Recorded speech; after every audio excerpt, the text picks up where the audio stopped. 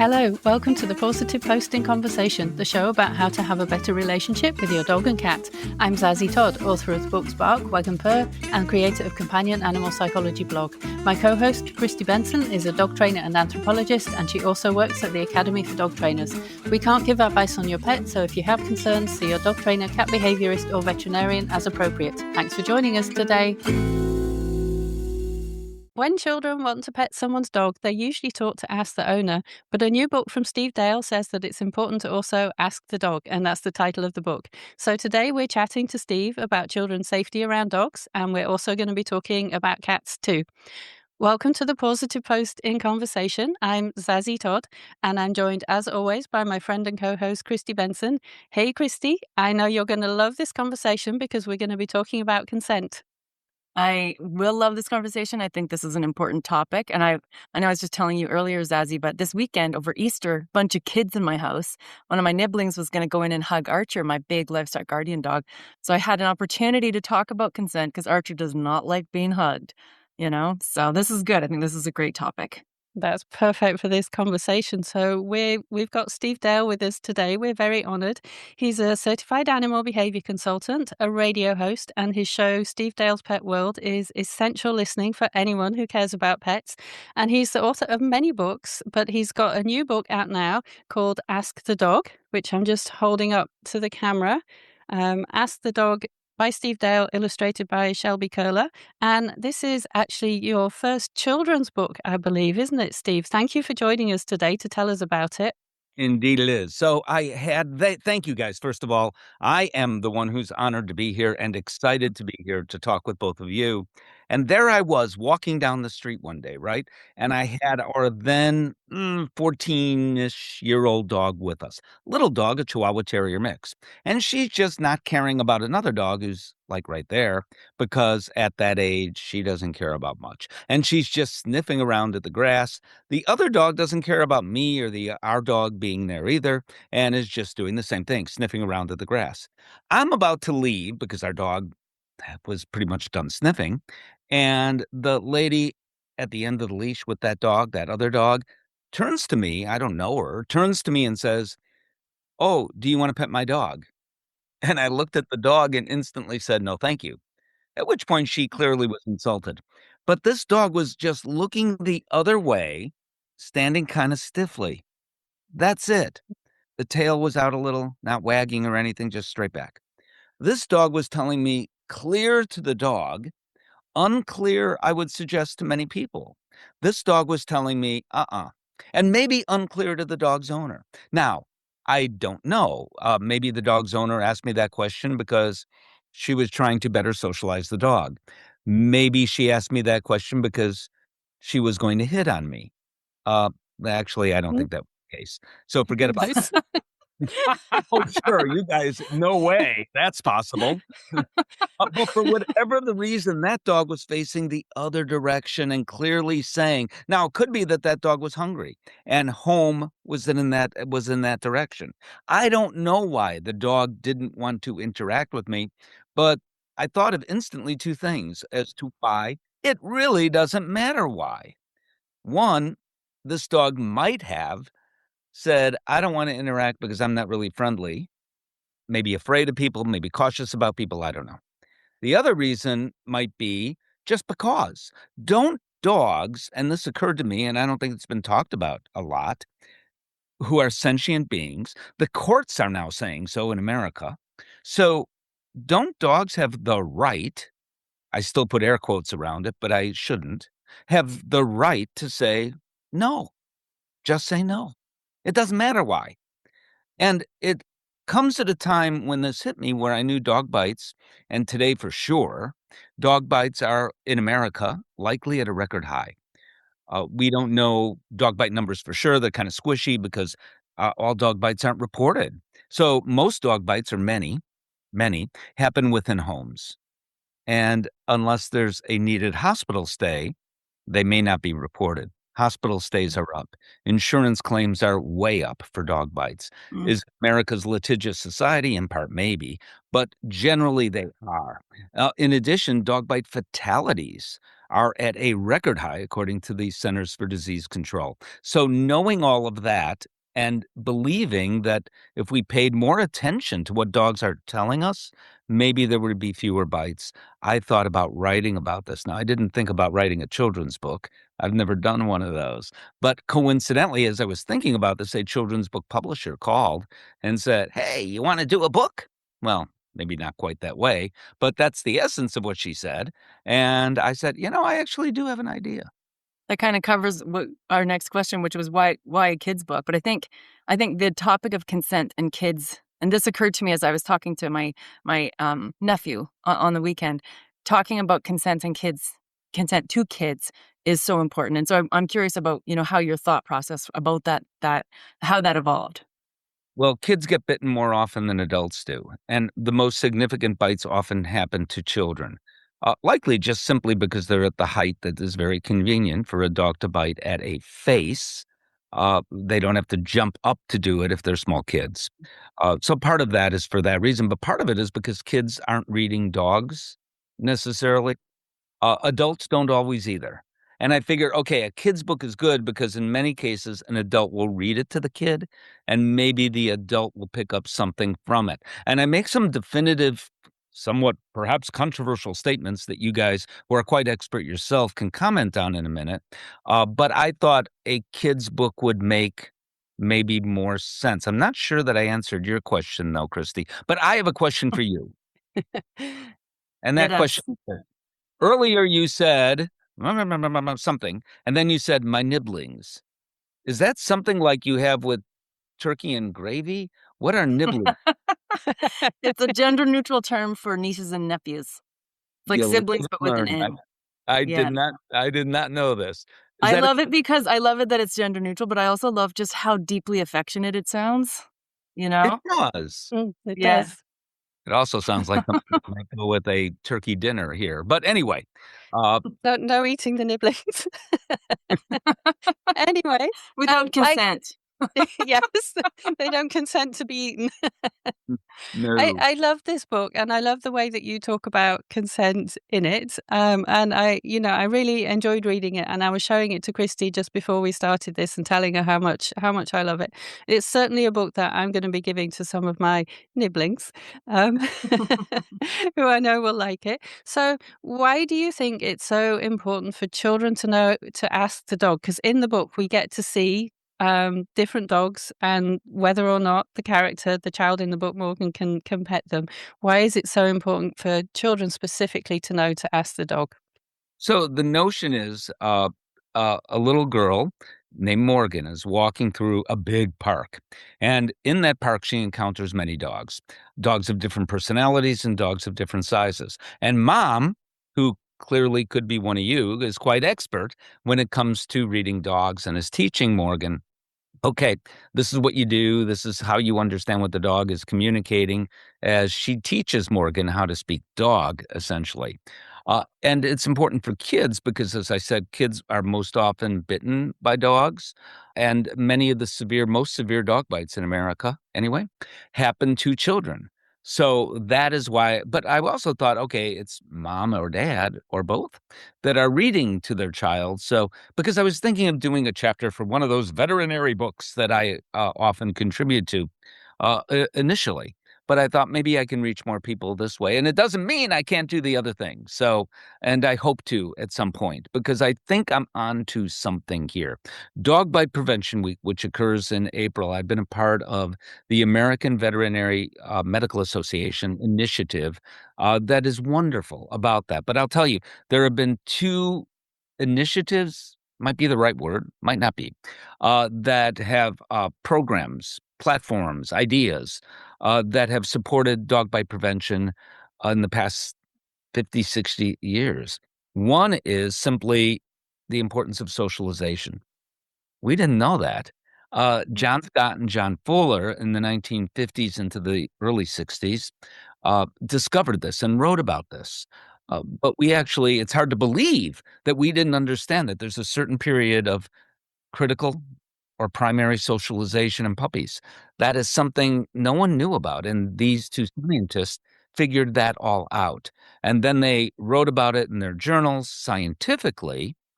And by the way, I had the opportunity once to interview John Scott. He was in his Wow. Yeah, he was in his 80s at the time, living in Chicago, where I live, and I had the chance to meet him and interview him, and I was thrilled, and he gave me some of his little publications that he wrote, and it was just, an honor to meet him because we learned so much about what we didn't know, and then others came along and used that knowledge, like Dr. Ian Dunbar, and said, "Puppy classes when a dog is a year old? That makes no sense. Let's do it when they're really puppies, and here's why." So, all of that, the idea that socialization is as important as it is, though many dogs are still way under socialized, or, and I could talk about this, over socialized, by the way.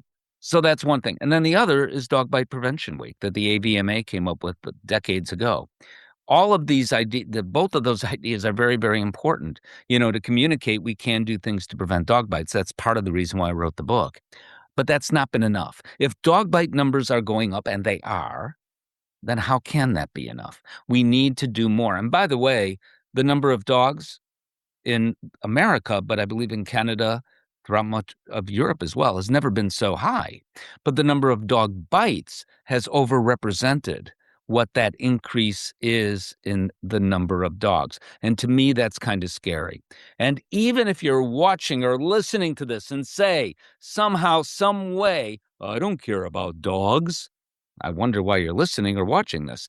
But beyond that, the repercussions are significant for society because if dog bite numbers continue to increase, it means veterinary clinics pay more for insurance. It means that restaurants that allow dogs on outdoor patios may have insurance companies that say, no more.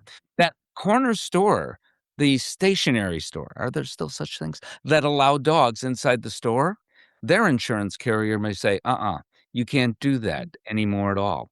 I was very much involved in fighting against breed bans. And it was mostly pit bulls and fill in the blank, another breed. And testified, certainly here in Chicago, to fight against it and won. But in other cities as well, I did the same. And I worry that that's going to come back because when you read about a dog bite, if it's a golden retriever that bites, it's a dog bite. If it's a miniature poodle that bites, and yes, sometimes they can, it is a dog bite. If it is a dog that has a big forehead and a blocky sort of face and wide shoulders and looks like it's usually a mixed breed, we know that now, but is something that we call a pit bull, then it's a pit bull bite, according to what you read in social media or the press. So I worry that that can happen all over again if dog bite. And our homeowners insurance is going to go up. And the idea of homeowners insurance going up, at least in America, I'm paying more because I live in Chicago. As I said, there are no hurricanes here. However, I am paying for the hurricanes in Florida. I'm paying for the fires in California because it's all shared. And as the insurance claims go up, and they are way up as a result of dog bites, then everybody across the board pays for it. And I could give off a litany of additional reasons as well. So it really does matter for society. And as we become more dog friendly, finally, in America, I'm concerned that we're going to move backwards as a result. Beside this, xenophobia. Isn't it fun to interview a radio person who asks one question, he goes on for 3 hours? Sorry. Xenophobia, which is a dogs, has never been so high, according to the American Psychological Association, and that is as a direct result of dog bites. Dog bites aren't good for dogs either. Obviously, if that dog is euthanized, that's not good for the dog. But dogs who, and you guys are expert at this as well, I don't think any dog wakes up in the morning and says, I want to attack the people I love, or I want to attack the neighbor who I never did love. They don't wake up thinking that. They are dealing with their fear or anxiety the only way they know how. And in most cases, they've tried these other methods, and greatly we haven't picked up on it. Sometimes we don't care. Some dog owners don't care, but most do.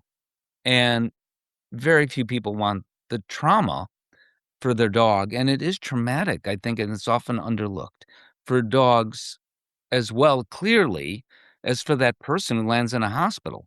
So there are just so many reasons why this is such a passionate issue for me. I know you were talking a little bit about sort of like the last 50 to 60 years and sort of changes that have happened. And I think it's interesting to talk about how the culture has changed between kids and dogs and their relationship. So how do you think it's changed over the last like 50 years? And do you think that this is good for kids and dogs or not? Well, sure, I think it's great that we have a bond with dogs and we consider them family members, that we share our beds with our dogs. Dog bite numbers have gone up. Is it because they're sleeping in our beds more often? No. That's got nothing whatsoever to do with it one way or the other. It is a whole long list of other reasons, some of which I described. We're not reading dogs well, but there are other reasons as well, and we know from a study from the American Veterinary Medical Association and Centers for Disease Control and Prevention, and at that time they called themselves Humane Society of the United States, why the most significant dog bites occur. We know why that happens, and I can go through them if you want me to, as I hopefully remember them all. However, it is not because we have a bond with dogs as we treat them. There are downsides, I would argue. I think we can become overbonded with our dogs, if you will, for lack of a better way of putting it. I think treating dogs like children doesn't benefit dogs in any way, but I'm not sure that's why dog bite numbers are up. Uh, and I don't believe that having a Lassie Timmy relationship, you guys are too young to know, but having an intense bond, I don't think there's anything better than a child growing up with a dog. It is a beautiful thing to watch your nibblings grow up with dogs. I think that's wonderful. I don't that that's got anything to do with any of this, and I think that's only positive. And we know how many benefits that dogs have for us, health benefits, as a result of living with dogs. But there is another side to that human-animal bond as well, and that's kind of what I'm talking about. Mm. I did watch Lassie when growing up, and I also used to like The Littlest Hobo very much, so The littlest hobo? I think that's Canadian, I think, that one. Canadian. Americans are Yeah. not familiar with The Littlest Hobo. Oh, I No, didn't my know neigh that, You I missed just didn't know out. it. You did It's miss a yeah, great out. show. my Really neighbor good called me show. that last week, but I didn't know what he meant. If they were Anyway, referring to the show, then it's a great compliment. it is, Okay, definitely. okay. Somehow Yes. I don't think they were because this person's never been to Canada, but that's okay. Oh, well, never mind. They missed out too. So the book, I'm gonna hold it up again so we can all see the cover. It's illustrated by Shelby Curler, and it's really beautiful illustrations as well to go with the text I that you agree. wrote. Yeah, what was it like working with an illustrator? Did the publisher choose the illustrator, and how did that go? Yes, the publisher did choose the illustrator. Now, would I choose that illustrator again? Absolutely. I think she Oh, did a yeah. terrific job. In fact, from what I'm told, she might even get work as a result of this book, actually, as people She have should asked. do.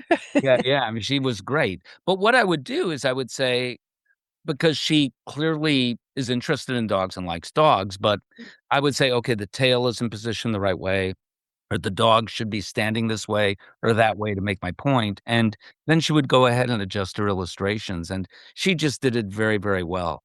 But I did not know her. And I really very rarely communicated with her. It's through the publisher or through the editor of the book. So, like, the process of having your thoughts and ideas and words turned into art, I just think that's a cool thing. I think it's a cool thing to, to hear about as somebody who's never worked in that realm. So it's interesting for sure to be like, we didn't even talk just through the publisher. Like, Yeah, but I wow. was But it comes together as this thing, that you consume it together as a reader.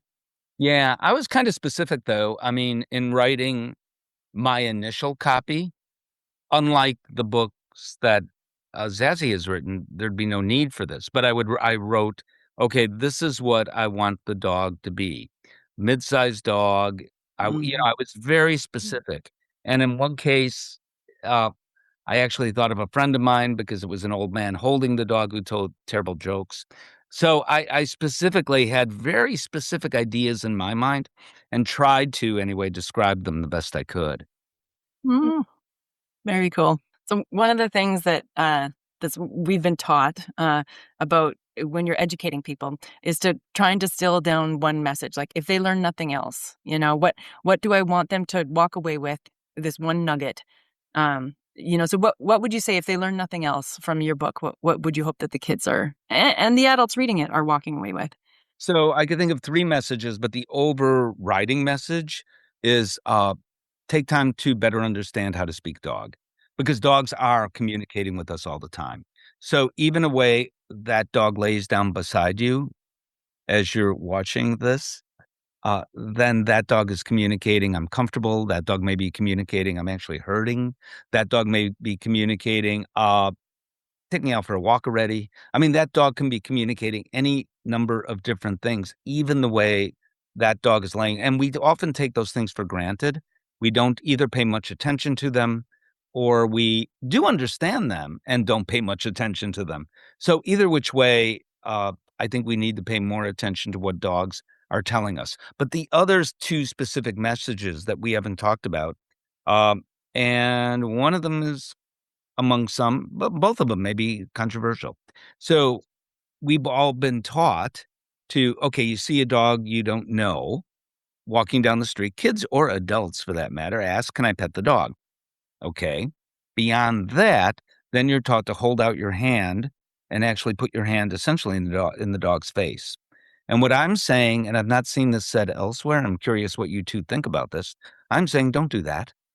I mean, the whole notion of that is that the dog can then sniff you and determine, I guess, if you're friend or foe or what.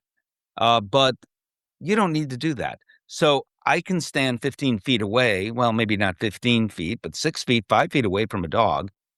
You guys do meters. I have no idea what that is. But We do both. okay. So however far that is, the dog can smell you. You don't need to do that. And I have always felt, okay, let the dog come to you. If the dog Mhm. is interested in you, that dog will say so. If the dog is benign, if you will, doesn't care one way or the other, that dog will say so. If that dog is not interested in you or is less likely to be, that dog will say so. So let the dog say so. I'm curious as to what you both think about that. Yeah, definitely. Let the dog decide. Once you can read a dog's body language, then you know if they want you to approach them or not, or if they're likely to approach you. But I think part of the problem is that a lot of people don't. It takes expertise to be able to do that. And I think for younger children, especially, they're still learning how to read body language. We know that they can make some common mistakes, so it's hard for them to know. But I think it's definitely a very important message. And part of that message, Christy, is that I don't believe putting your hand in front of the dog's face like this is helpful. I mean, Mhm. dogs, I Mm, think, are incredibly tolerant of things we do, and this is yet another Yeah, example of dogs incredibly. being incredibly mm, tolerant of things we do, because if the dog is not as friendly as you're thinking, you're setting up that dog to bite you on one level. On the other hand, at the very least, you're being rude. I mean, mm. I just don't understand who came up with that idea or why, but I don't think it's a good idea. And also, like, as far as places to bite, your hand, it's very delicate. It's got lots of important structures. You use it a lot. It's just, yeah, I think there's a lot wrong with it. And I agree. What we've been taught as dog trainers in the program that we went through is to call the dog to you, you know, Mm. call the dog to you. And then the dog will let you know immediately. It's very clear. They either come up and want pets or they don't, or they leave. Yeah. And I think it's I think it's something that we could also focus on a little bit is just being, like, fine when a dog doesn't want us to pet them. It's hard because 'cause we're all dog lovers, Mm. right? But lots of times I'll be like, "Hey, dog," and the dog walks away, and then, you're left, like, standing alone at the party again kind of thing. But I think what you just said there is really incredibly important. And with our Mm, own dogs, we're often not fine with it. So we grab that dog and hold that dog tighter and tighter as that dog wants to let go, as we're holding the dog watching some reality show on TV or something. So that dog is definitely being patient. It doesn't mean that dog will bite you, your own dog. So it's not only a matter of dog bites, it's a matter of respect, I think. Yeah. Yeah, I agree.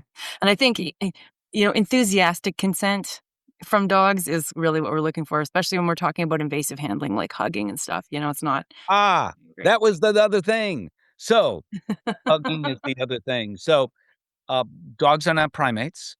But little kids Mhm. don't know that. Little kids want to hug anything and everything, hardwired to do it. But dogs don't appreciate that. So some dogs over time learn, okay, I get attention from those little people I love, the nibblings, if if I allow this weird Thanks. thing to happen called a hug. Other dogs are kind of, "Okay, whatever," but other dogs really don't like it. Mhm. And as dogs age, we now know that they suffer arthritis much more than we ever thought they did. Dogs can suffer ear infections. Many, many breeds have that every day, it seems, and dental issues, believe it or not. And for any of those things, they're in pain. So no wonder why the dog turns and lashes back, even at people the dog loves, if the dog is hurting. Even if the dog is not hurting, as I said, dogs aren't primates. They really are not understanding necessarily what a hug is about. So there's a National Hug Your Dog Day. And I say, no, no, no, no, no, no. We should fight this in the streets and protest. Instead, I say National Love Your Dog Day. I'm fine with that. Yeah, I for like that sure. phrasing. So we don't wanna just, we're a multi-pet program, so we don't just wanna talk about dogs. We wanna talk about cats too, especially Zazzy. Zazzy's the cat icon in this screen, I think. Because you're involved with this EveryCat Health Foundation. Can you tell us, a little bit about the work that they do?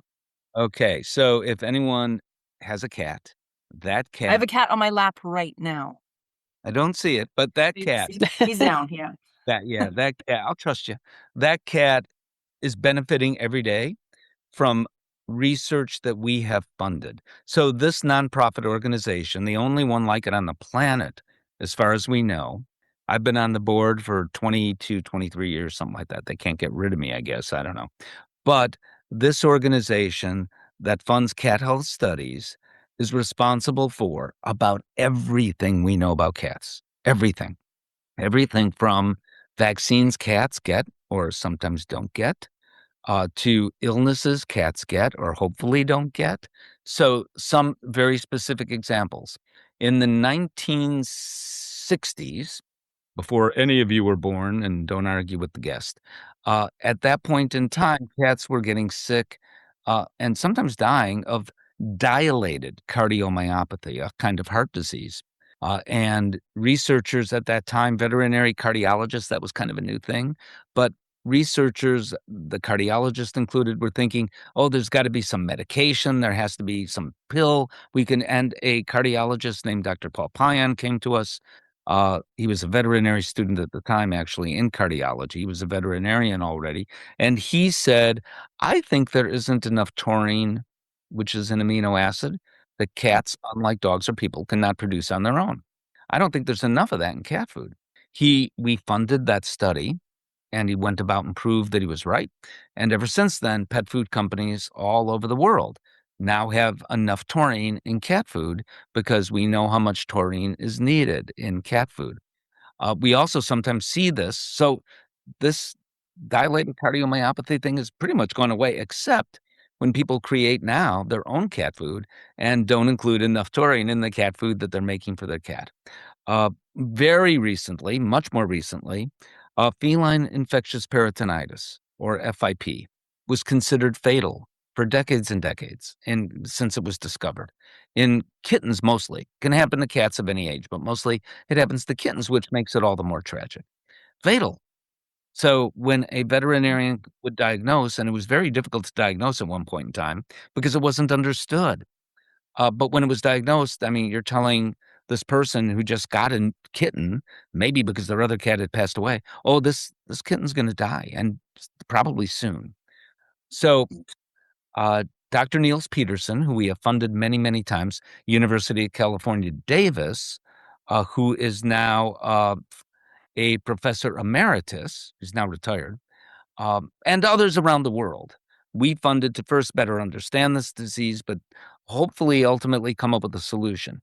And it turned out in the year 2017, I believe it was, at University of California, Davis, I was the guy, as we brought all these people together from around the world who studied FIP, everybody who studied this disease that was still alive, we brought into this one meeting at UC Davis.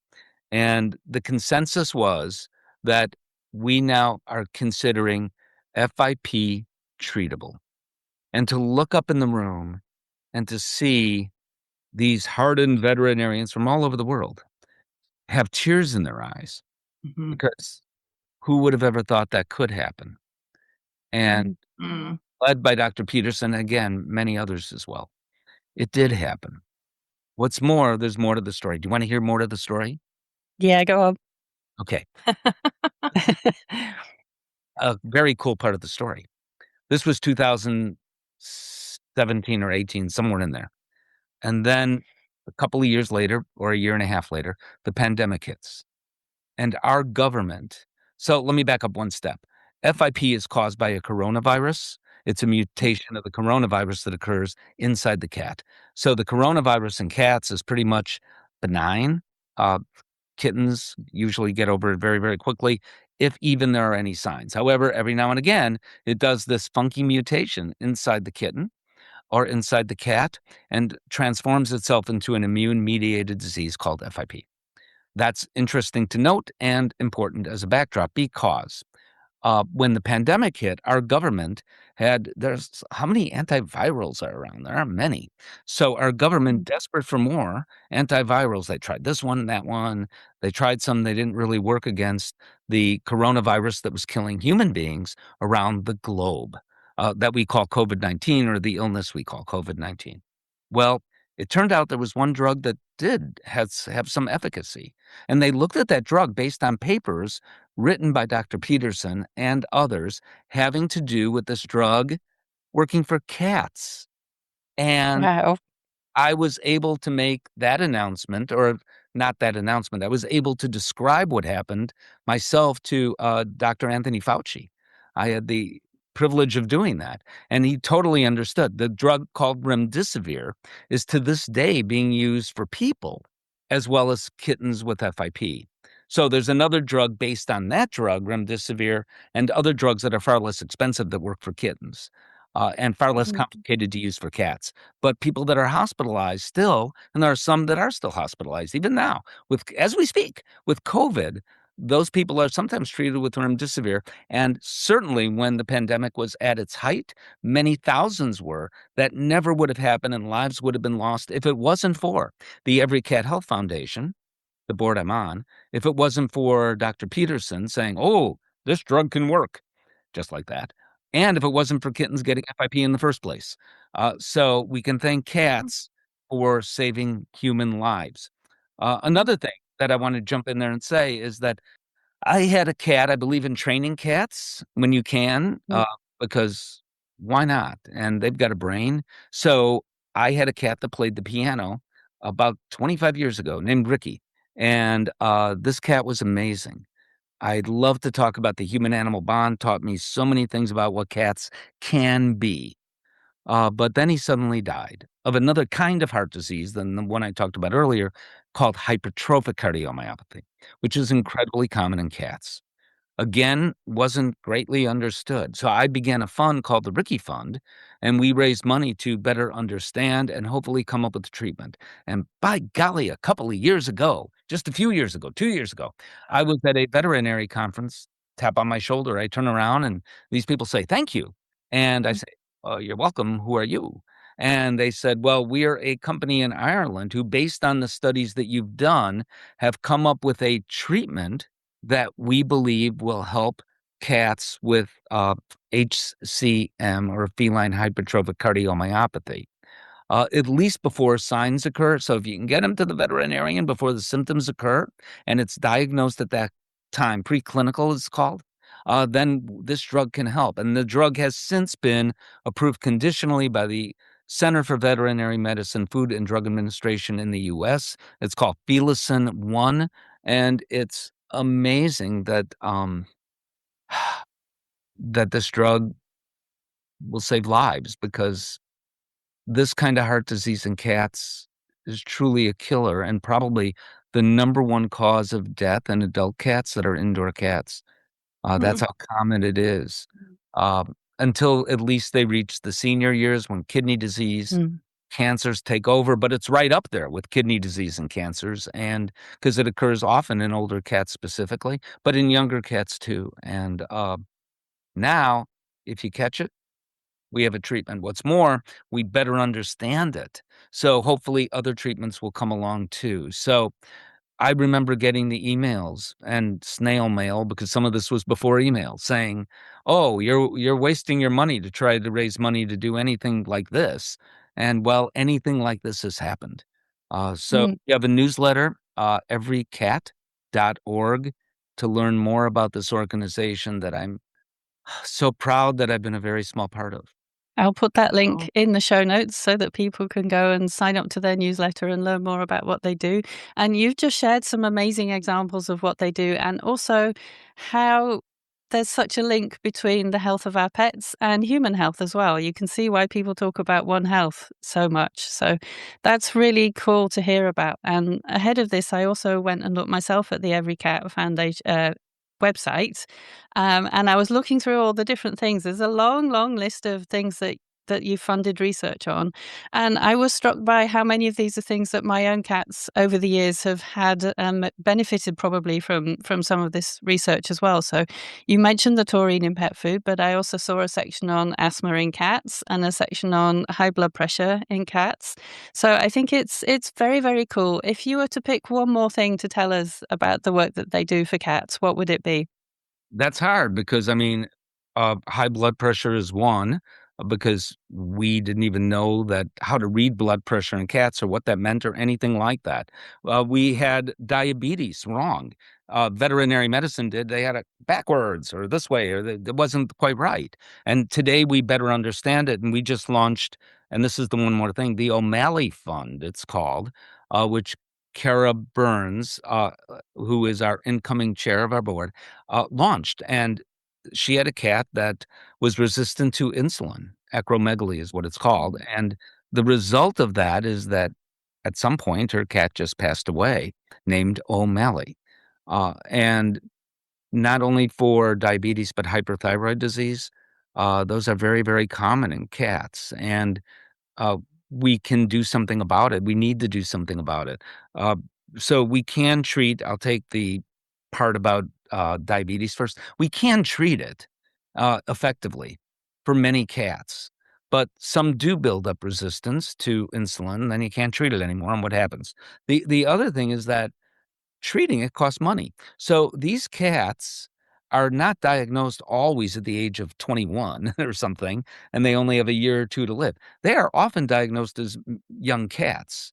So that is a lifetime of a special diet that costs, a lifetime of insulin that costs. Now, some cats we now know actually it reverts. The disease does. So if they can be put on that special diet, lose weight, lose weight, huge factor, huge.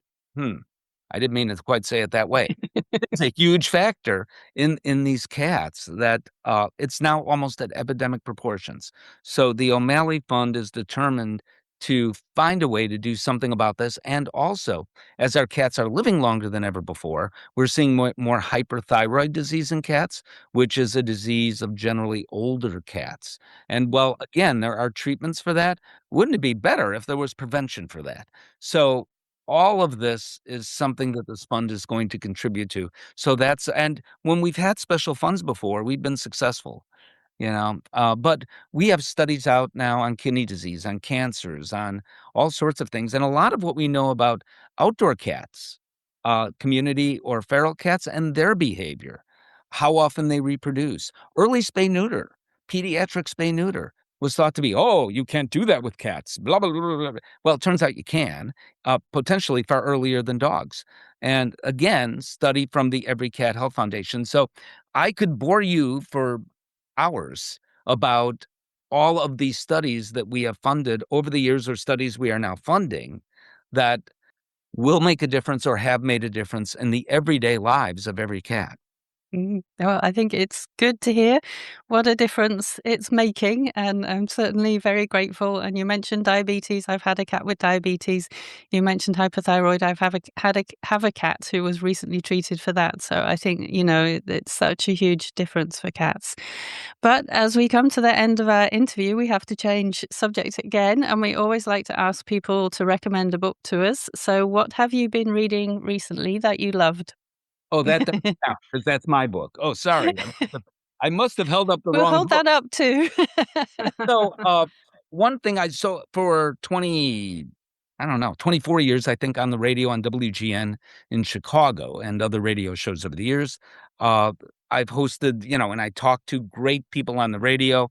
I am so fortunate to talk to the best in veterinary medicine from all over the world, animal behavior, all of that. But I also host a general pet show and a podcast on WGN as well, where I talk to celebrities that come to town. I talk to public officials, politicians, I mean.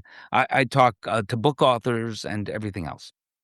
I just had the opportunity to interview a guy by the name of David Byrne, who's a rock star, formerly of the Talking Heads.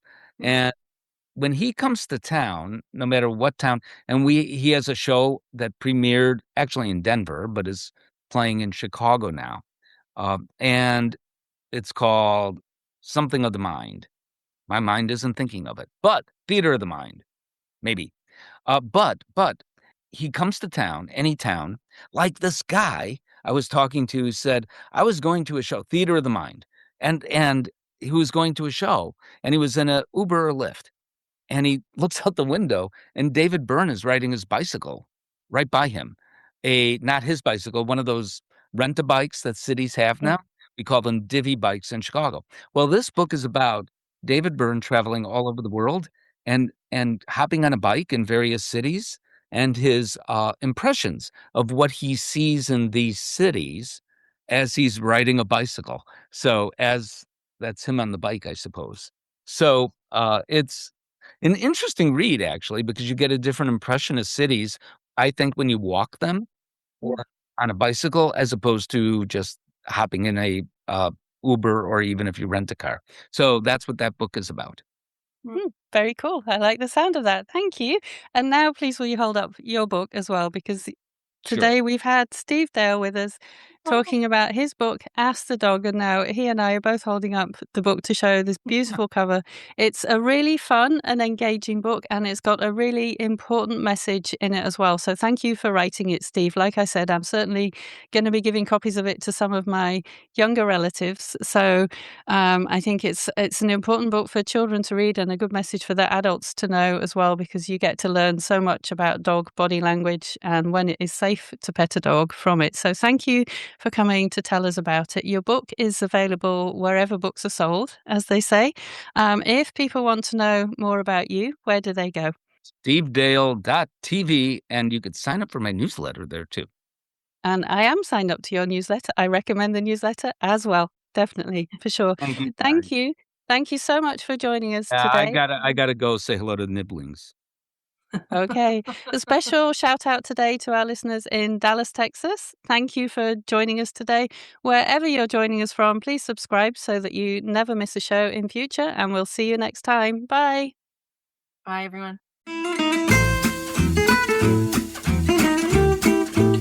Thank you for listening to the Positive Posting Conversation. If you liked this episode, please subscribe to the show and write us a review via your podcast app. For the show notes, visit companionanimalpsychology.com. This show was produced by Zazie Todd. The music is Melody from Paris by Studio Le Bousse. See you next time.